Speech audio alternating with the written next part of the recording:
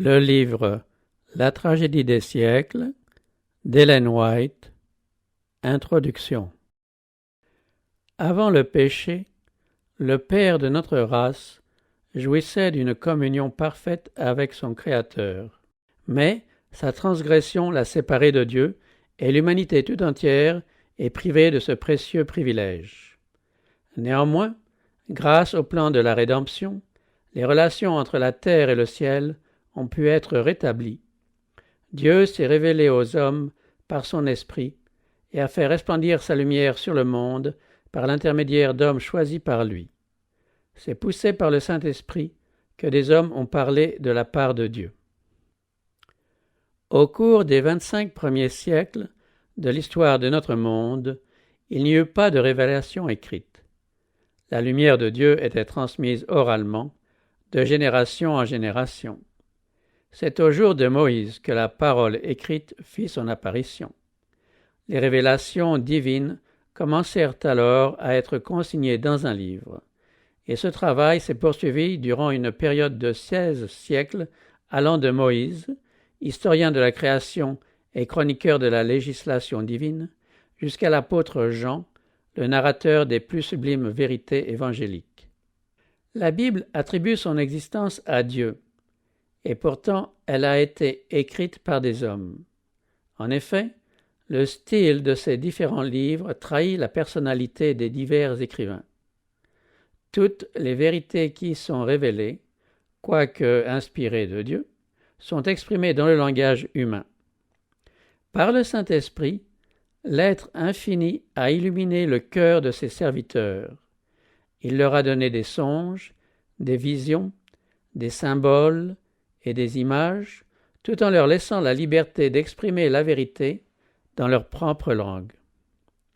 Les 10 commandements prononcés par Dieu lui-même furent écrits de sa propre main. Ils sont donc divins et non humains. Mais la Sainte Écriture, où la vérité s'exprime dans le langage des hommes, nous offre une union étroite de la divinité et de l'humanité. La même union s'est retrouvée dans la nature du Christ, qui fut à la fois Fils de Dieu et Fils de l'homme. On peut donc dire de l'Écriture comme de Jésus-Christ qu'elle est la parole faite chair et qu'elle a habité parmi nous. Rédigés à des époques différentes par des hommes de conditions sociales, de formation intellectuelle et spirituelle fort diverses, les livres de la Bible présentent de grands contrastes dans le style et la variété des sujets. Les auteurs sacrés diffèrent dans leur manière de s'exprimer. Souvent, une même vérité est rendue d'une façon plus frappante par l'un que par l'autre. Comme certains d'entre eux envisagent le même fait ou la même doctrine à d'autres points de vue, des lecteurs superficiels ou prévenus peuvent en conclure qu'ils se contredisent, alors que, pour les esprits réfléchis et respectueux, ils ne font que se compléter. Présentée par différents auteurs, la vérité apparaît sous des aspects variés. Celui-ci est plus spécialement frappé par le côté du sujet se rapportant à son expérience ou à sa capacité de compréhension. Celui-là s'attache à un aspect tout autre, mais tous les deux, guidés par l'esprit, décrivent ce qui les a le plus impressionnés. Différence de présentation, mais unité parfaite de toutes les parties, adaptée aux besoins de l'homme dans chaque circonstance et expérience de la vie. Dieu, ayant jugé bon de communiquer sa vérité au monde par l'intermédiaire des hommes, a revêtu de son esprit ceux qu'il a choisis à cet effet. Il les a dirigés dans le choix des sujets et dans la façon de les exposer. Confié à des vases de terre, ce trésor n'en est pas moins céleste. Le croyant humble et obéissant y contemple la gloire de la puissance divine, pleine de grâce et de vérité. C'est par sa parole que Dieu nous communique les connaissances nécessaires au salut. Nous devons donc l'accepter comme une révélation infaillible de sa volonté. Elle est la norme du caractère, le révélateur de la doctrine et la pierre de touche de l'expérience. Toute écriture est inspirée de Dieu et utile pour enseigner, pour convaincre, pour corriger, pour instruire dans la justice, afin que l'homme de Dieu soit accompli et propre à toute bonne œuvre. Mais le fait que la volonté de Dieu ait été révélée à l'homme n'a pas rendu inutile la présence constante du Saint-Esprit. Au contraire, Jésus a promis d'envoyer le Consolateur aux disciples pour leur faire comprendre sa parole et engraver les enseignements dans leur cœur. Et, comme le Saint-Esprit est l'inspirateur des Écritures, il est impossible qu'il y ait conflit entre lui et la parole écrite.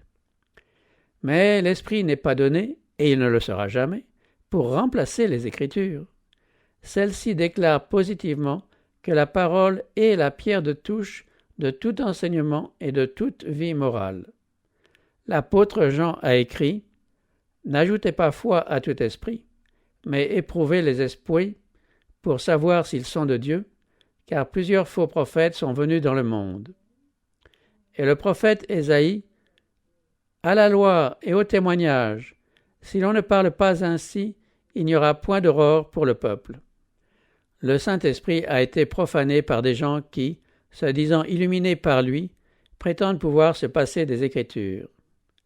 Abusés par des impressions qu'ils considèrent comme la voix de Dieu dans leur âme, livrés à leurs propres inspirations, privés des directions de la parole, ils s'égarent et se perdent. C'est ainsi que le malin triomphe. À l'aide d'extrémistes et de fanatiques, ils s'efforcent de jeter l'opprobre sur l'œuvre du Saint-Esprit et de pousser le peuple de Dieu à se passer de cette force que le Seigneur lui-même a mise à sa disposition. Jésus a laissé à ses disciples cette promesse « Le Consolateur, l'Esprit Saint, que le Père enverra en mon nom, vous enseignera toutes choses et vous rappellera tout ce que je vous ai dit. » Quand le Consolateur sera venu, l'Esprit de vérité, il vous conduira dans toute la vérité et il vous annoncera les choses à venir. La Bible enseigne que, loin d'être limitée au temps apostolique, ces promesses appartiennent à l'Église de Dieu à travers tous les siècles. Le Sauveur dit en effet à ses disciples « Je suis avec vous tous les jours jusqu'à la fin du monde. » D'autre part, l'apôtre Paul affirme que les manifestations de l'Esprit ont été données à l'Église pour le perfectionnement des saints en vue de l'œuvre du ministère et de l'édification du corps de Christ, jusqu'à ce que nous soyons tous parvenus à l'unité de la foi et de la connaissance du Fils de Dieu, à l'état d'homme fait, à la mesure de la stature parfaite de Christ. Le même apôtre demandait à Dieu, en faveur des croyants d'Éphèse, de leur donner un esprit de sagesse et de révélation, dans sa connaissance, et d'illuminer les yeux de leur cœur, pour qu'ils sachent quelle est l'espérance qui s'attache à son appel, et quelle est envers nous qui croyons l'infinie grandeur de sa puissance, se manifestant avec efficacité par la vertu de sa force.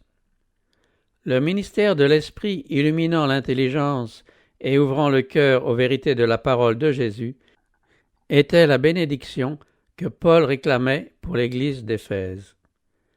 Après la manifestation du Saint-Esprit au jour de la Pentecôte, l'apôtre Pierre exhorta la foule à se convertir et à être baptisés au nom de Jésus-Christ pour le pardon des péchés. Et il ajouta « Vous recevrez le don du Saint-Esprit, car la promesse est pour vous, pour vos enfants et pour tous ceux qui sont au loin, en aussi grand nombre que le Seigneur notre Dieu les appellera. » En rapport immédiat avec les scènes du grand jour de Dieu, le Seigneur promettait par le prophète Joël une manifestation spéciale du Saint-Esprit. Cette prophétie, partiellement accomplie le jour de la Pentecôte, ne le sera pleinement qu'au moment où la grâce divine mettra fin au mandat évangélique. L'intensité du grand conflit entre le bien et le mal augmentera jusqu'à la fin. De tout temps, la colère de Satan s'est déchaînée contre l'Église du Christ. Mais Dieu a répandu sa grâce et son esprit sur les croyants pour les affermir et leur permettre de triompher des embûches du malin. À mesure que l'Église approche de sa délivrance, Satan travaille avec plus de puissance. Car le diable est descendu vers vous, animé d'une grande colère, sachant qu'il a peu de temps. Il opérera avec toutes sortes de miracles, de signes et de prodiges mensongers. Depuis 6000 ans, cet être prodigieusement intelligent autrefois le plus éminent des anges, s'est consacré tout entier à une œuvre de séduction et de ruine. Toutes les ressources de son habileté néfaste, toute sa subtilité, il les mettra en œuvre dans son dernier assaut contre le peuple de Dieu. C'est en ce temps de péril que les disciples du Christ devront avertir le monde de son prochain retour et qu'un peuple devra se préparer à être trouvé sans tache et irrépréhensible. Aussi, la grâce et la puissance de Dieu ne seront-elles pas moins nécessaires à l'Église au temps de la fin qu'au jour apostolique. Grâce à l'illumination du Saint-Esprit, les scènes du conflit séculaire entre le bien et le mal m'ont été présentées. À diverses reprises, il m'a été donné de contempler les péripéties de la joute formidable entre Jésus-Christ, le prince de la vie, l'auteur de notre salut, et Satan, le prince du mal, l'auteur du péché, le premier transgresseur de la loi divine. L'inimitié qu'il nourrit contre le Fils de Dieu, il la manifeste contre ses disciples. À travers toute l'histoire de l'humanité, nous trouvons chez lui la même haine des principes de la loi de Dieu, la même politique mensongère par laquelle l'erreur se présente sous les couleurs de la vérité, les lois humaines sous le manteau de la loi de Dieu, et le culte de la créature sous celui du Créateur. De siècle en siècle, Satan s'efforce de dénaturer le caractère de Dieu afin de le faire redouter et haïr plutôt qu'aimer, de discréditer la loi divine et d'annuler son autorité sur les cœurs, et enfin de persécuter ceux qui osent résister à ses impostures. Ces agissements sont visibles dans l'histoire des patriarches, des prophètes, des apôtres, des martyrs et des réformateurs. Cet ennemi redoutable continuera à employer la même tactique au cours du conflit final. Il manifestera le même esprit et visera le même but que dans tous les siècles précédents, à cette différence près que la lutte prochaine acquerra une intensité qu'elle n'a jamais eue auparavant, et que les pièges de Satan seront plus subtils et ses assauts plus furieux. Cela dans l'intention de séduire les élus s'il était possible. L'Esprit de Dieu qui m'a révélé les grandes vérités de sa parole et les scènes du passé et de l'avenir m'a ordonné de les faire connaître à d'autres en leur racontant l'histoire de la grande tragédie des siècles, de façon à montrer l'importance de la mêlée qui s'approche à grands pas. Dans cette intention, je me suis efforcé de choisir et de grouper les épisodes de l'histoire de l'Église les plus propres à mettre en relief les grandes vérités qui ont été données au monde à différentes époques. J'ai montré comment ces vérités ont déchaîné la colère de l'adversaire et l'inimitié d'une Église mondanisée, mais aussi comment elles ont été conservées par le témoignage de ceux qui n'ont pas aimé leur vie jusqu'à craindre la mort. Ces récits sont comme un présage de la lutte qui est devant nous. En les considérant à la lumière de la parole de Dieu et par l'illumination du Saint-Esprit, on voit tomber le voile qui cache les pièges de l'ennemi, et l'on discerne les dangers qu'il faudra éviter pour être trouvé sans tache à la venue du Seigneur. Les grands événements qui ont marqué les progrès de la Réforme pendant les siècles passés relèvent de l'histoire. Ils sont si universellement connus et admis que nul ne peut contester leur authenticité. J'en ai donné des récits succincts en rapport avec l'étendue de ce volume et en me bornant à ce qui est strictement nécessaire à l'intelligence des faits et à l'application des principes. Là où les scènes à retracer se sont trouvées résumées par quelques historiens de telle façon qu'elles cadraient avec le plan de cet ouvrage, j'ai cité ses propres paroles et indiqué la source. Mais je ne me suis pas astreinte d'une façon absolue, mes citations n'étant pas données comme des preuves, mais simplement en vertu de leur qualité descriptive. Un usage analogue a été fait des écrits se rapportant à l'œuvre de la Réforme à notre époque. L'objet de cet ouvrage n'est pas tant de présenter des vérités nouvelles concernant les luttes du passé que d'en dégager les faits et les principes qui ont une portée sur les événements prochains.